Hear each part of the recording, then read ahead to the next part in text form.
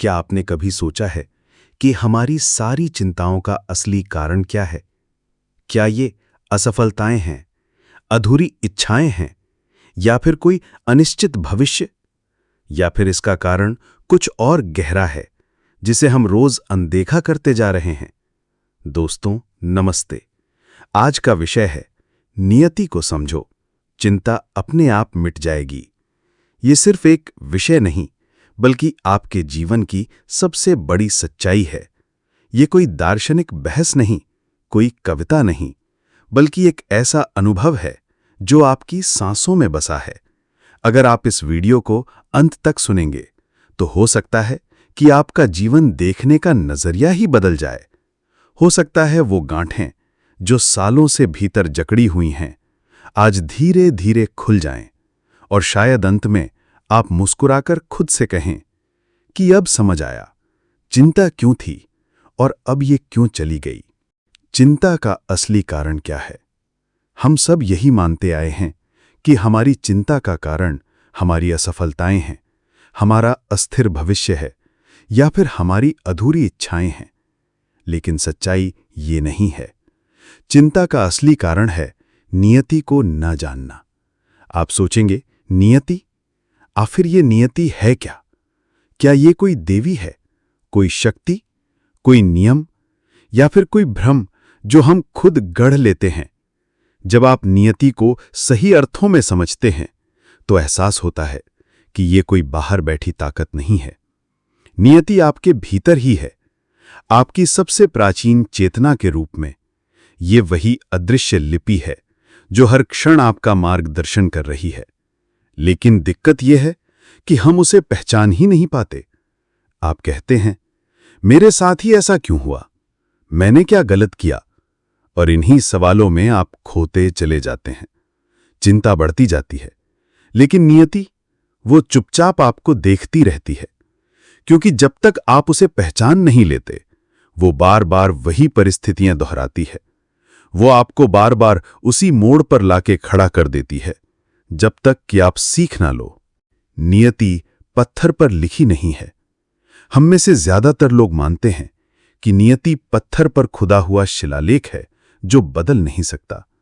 लेकिन सच्चाई ये है कि नियति बहती हुई नदी है, और उसकी दिशा आपकी चेतना से बदल सकती है। नियति कोई ज्योतिषी नहीं है जो आपका भविष्य बता दे। वो तो आपके भीतर बैठी वही अदृश्य लिपि है जिसे आप हर दिन अपने विचारों, अपने कर्मों और अपने निर्णयों से लिखते हैं।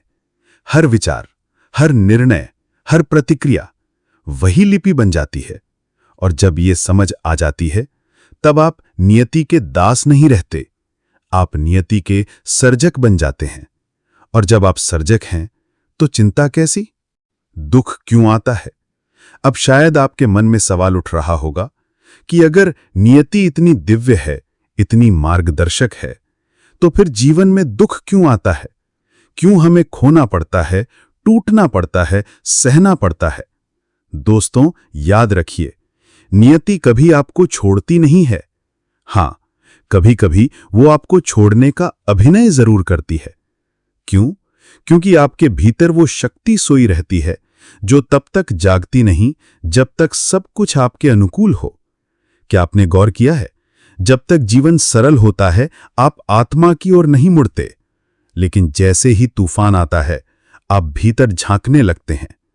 इसी कारण नियति आपके जीवन में कभी-कभी ऐसे तूफान भेजती है जो आपको हिला देते हैं, गिरा देते हैं। लेकिन वो गिरना आपके अंत का संकेत नहीं होता।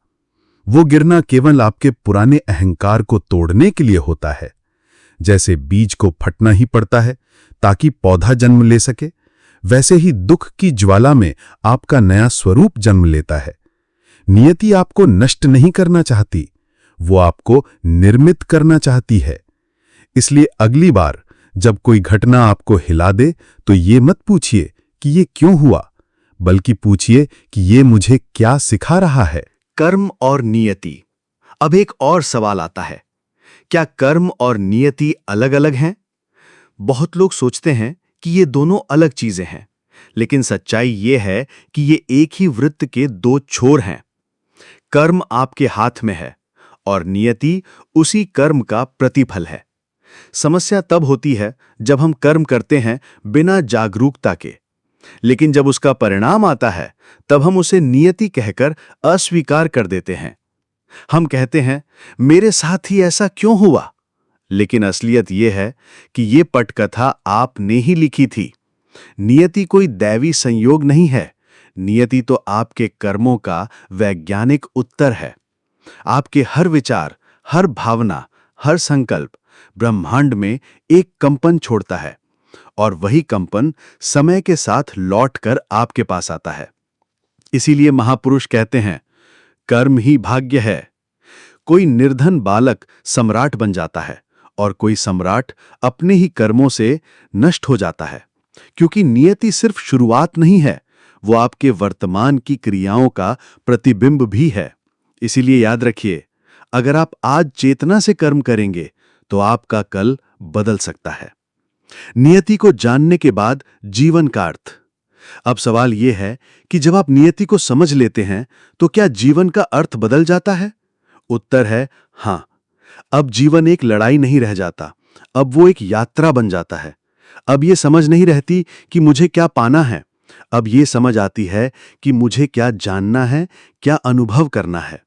अब आप हर व्यक्ति को स्वीकार कर पाते हैं जो आपके जीवन में आता है, क्योंकि आप उसे नियति का दूत मानते हैं। अब आप हर दुख को भी गले लगा पाते हैं, क्योंकि आप जानते हैं कि वो आपको तोड़ने नहीं बल्कि मजबूत बनाने आया है। लोग सोचते हैं कि नियति को जान लेने के बाद सब कुछ समाप्त हो जाएगा, लेकिन सच्चाई यह है कि तभी असली जीवन शुरू होता है। अब आप भीतर की स्थिरता से जीते हैं।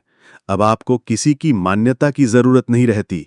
अब आपका होना ही आपकी सबसे बड़ी उपलब्धि है। यही वो अंतहीन शांति है जो नियति को समझने के बाद आती है। अंतिम संदेश तो दोस्तों याद रखिए, जीवन अब केवल एक शरीर की यात्रा नहीं है, ये आत्मा का नृत्य है। ये वीडियो कोई साधारण वार्तालाप नहीं था, ये आपके और आपकी नियति के बीच एक मौन संवाद था। आपकी आत्मा ने आज आपको ये दिखाया कि चिंता केवल एक भ्रम थी और नियति आपके भीतर ही सोई हुई शक्ति थी। अब आपकी यात्रा शुरू हो चुकी है, एक नई शुरुआत, एक नया अनुभव, जिसे आप हर सांस के साथ जीते रहेंगे। तो इस अनुभव को संभाल कर रखिए। अगर ये संदेश आपके दिल को छू गया है तो इसे लाइक कीजिए, शेयर कीजिए और सब्सक्राइब कीजिए। और अंत में केवल एक शब्द, धन्यवाद। धन्यवाद कि आपने सुना, समझा, महसूस किया और अब आप लौट रहे हैं अपने ही भीतर की शांति और